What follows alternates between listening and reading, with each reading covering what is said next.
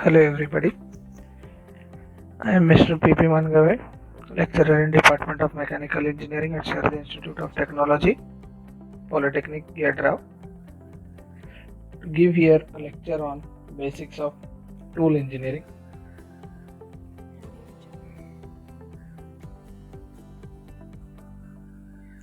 The contents of the slide are summary of previous lecture, types of cutting tool, geometry of single point cutting tool. So we learned in the next lecture why we have studied tool engineering for a better tool life, for increased production rate, for accurate machining, for greater surface finish,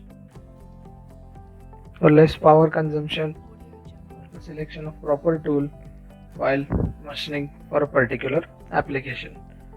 Next point we have studied is regarding the types of machining and the difference between them. Here we can clearly see orthogonal cutting or orthogonal material removal process has more heat generation, less surface finish. The cutting edge of the tool is perpendicular. It is also known as two-dimensional cutting or two-dimensional material removal process. Here the cutting edge is larger than the cutting width, whereas in oblique cutting you can see the cutting edge can be larger or cannot be larger than cutting width. Relating to the chip flow, in the orthogonal cutting the chips flow in the form of a spiral coil over the tool, whereas the chip flow in sideways direction, that is they make certain angle. Relating to surface finish, as said earlier, surface finish for orthogonal cutting is less, whereas in oblique cutting it is greater. At last we have studied that orthogonal cutting is mostly used for grooving, parting, slotting and pipe cutting. That is, these are end operations you can see, whereas in oblique cutting it is used for grinding, milling, drilling, etc. etc. etc. This is a major difference and this is the important point in material removal process. Coming to these all points, these are the points listed for the difference between orthogonal and oblique cutting. Last lecture we had clearly seen what is the difference in diagram of both the material removal process. Coming to the next point, what are the desired properties or requirements of tool? That is the first and foremost property. The tool must be more harder than the workpiece so that the material from the workpiece is removed. Next, that is the hot hardness temperature. It should be greater, as during material removal process more amount of heat is generated and that should not change the tool geometry, the tool toughness and the other tool properties during machining. High toughness, that is, it should withstand impact and other loads. High wear resistance, that chips and other material, removed material flow over the tool faces and that should not make the tool to wear easily. Next, low friction, as I said, that the flowing chips or the removed material should not wear the tool faces easily, so it should have low friction related to chips. And last point is better thermal characteristics. As you know, heat generated should be dissipated or conducted easily. Coming to the next point, what is a tool? As discussed earlier, a tool is nothing but a wedge-shaped device or object which is used to remove material from any workpiece to get desired dimensions. Okay. Now next point, we will be going into detail of this point. That is, what is a cutting edge? The cutting edge is that part which is basically used, or that side of the tool which is basically engaged in a cutting operation or metal removal process. Okay, next, depending upon these sides, or you can say depending upon the number of edges or points, cutting tools are basically classified into single point cutting tool and multi-point cutting tool. Okay, depending upon the edges, their classification is as listed below. Rather than edges, anyone can call it as a point. Okay, so below are some single point cutting tool images. Here only one or 2 points of cutting tools are engaged in machining operations.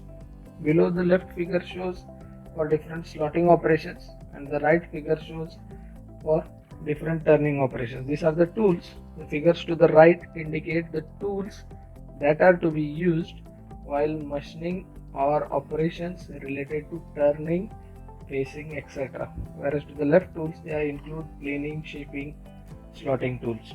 Okay, these are called as single point cutting tools because only one point or only not more than 2 points, that is only a single edge is engaged in removing material from the workpiece.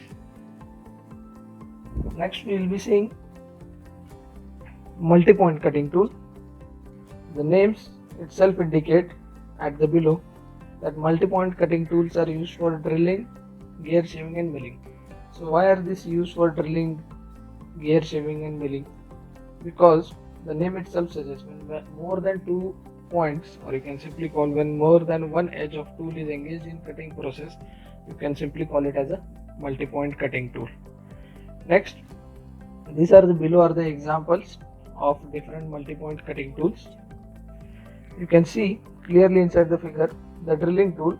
The drilling tool has more number of edges twisted and that is there is a different geometry for this, or you can say different nomenclature for this drilling tool. Okay, this is a gear shaving tool.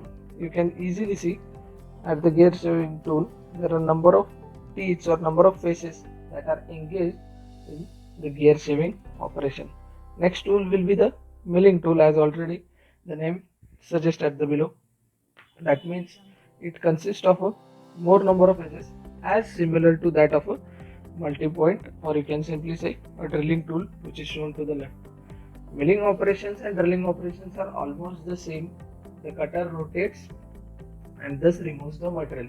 Okay, but in drilling you drill a hole, whereas in milling you do a side milling operation, face milling, or you can say end milling operations, and which give a proper finish, or you can use this milling for slotting.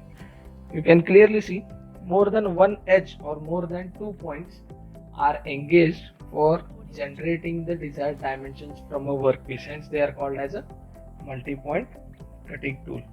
So examples of multi-point cutting tool: drilling, gear shaving, milling tools, broaching tools and other gear shaping, etc., etc.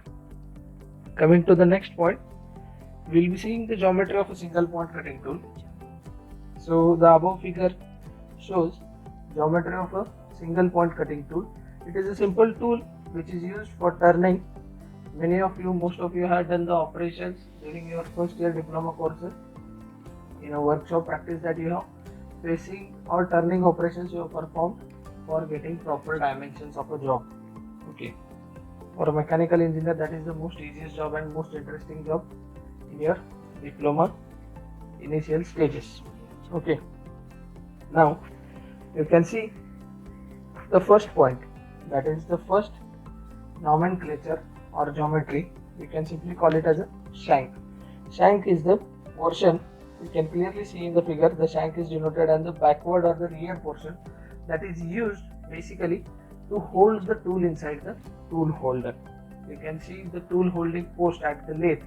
There you can see there is a nut and bolt, and there are simple arrangements where you can hold the tool by inserting the shank inside the tool holder, and then you can tighten the nuts and bolt system so that the tool is firmly holded inside the tool post, and thus you can perform the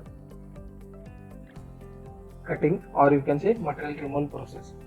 Coming to the next point, that is flank. Flank is the face. You can clearly see the portion at the frontal part, or you can say front part, where there is a face, cutting part, major flank, minor flank. These all the concepts or all the nomenclatures or geometry where is included at the frontal part can be called as a flank. Okay, so we'll be seeing one by one each detail what are the different terms. As you'll be seeing, or initially you'll be confused, there are different names that are there: cutting edge, minor cutting edge, major flank, minor flank, etc, etc, etc. So this all together consists of a flank. Okay, coming to the next point, that is the base. As you can clearly see, the bottom part of the shank where the tool rests, or you can say the face on which the tool completely rests, is called as a base, or completely you can say the top part is called as a shank, whereas the bottom part is called as a base. Coming to the next point, that is the face. For the flank, the upper portion is called of a tool on which the tip or on which the chips slide is called as a face.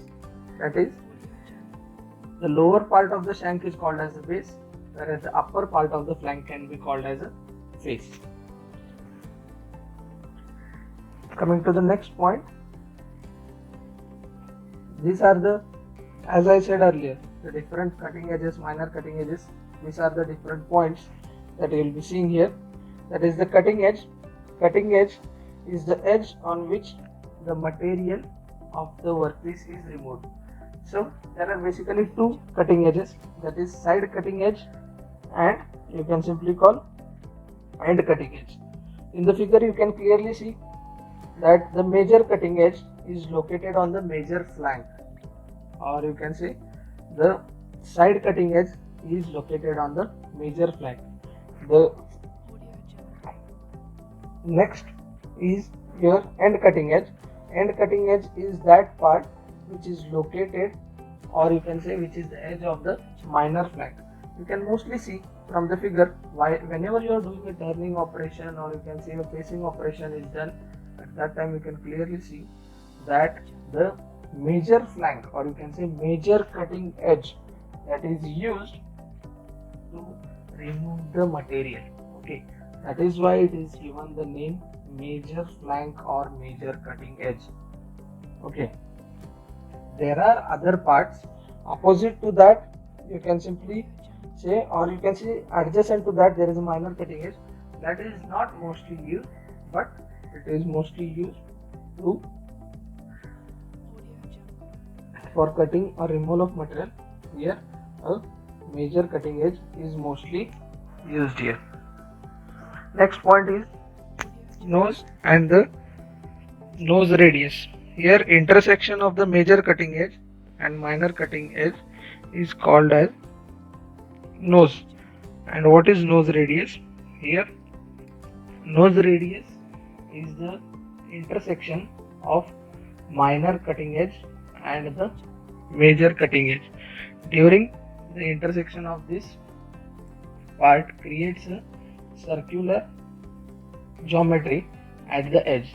Whenever this nose radius increases, that mostly causes a better surface finish for the tool. And last point is the heel, that is the curved portion in between the base and the flank of the tool. That is, it will be located at the bottom portion of the base and the flank, that is called as a heel. So these are the major geometry or tool nomenclatures that are to be included inside a single point cutting tool. Okay, so further we will be seeing in the next lecture related to the different angles, that is side cutting angle, end relief angle, etc, etc. These are the different terms that we will be seeing in the next lecture, and in the next lecture we will be seeing the terms related to tool signature. That is, whenever you see a tool or the nomenclature of tool is listed, what are the different parameters that are listed. Thank you. Here we end with the session.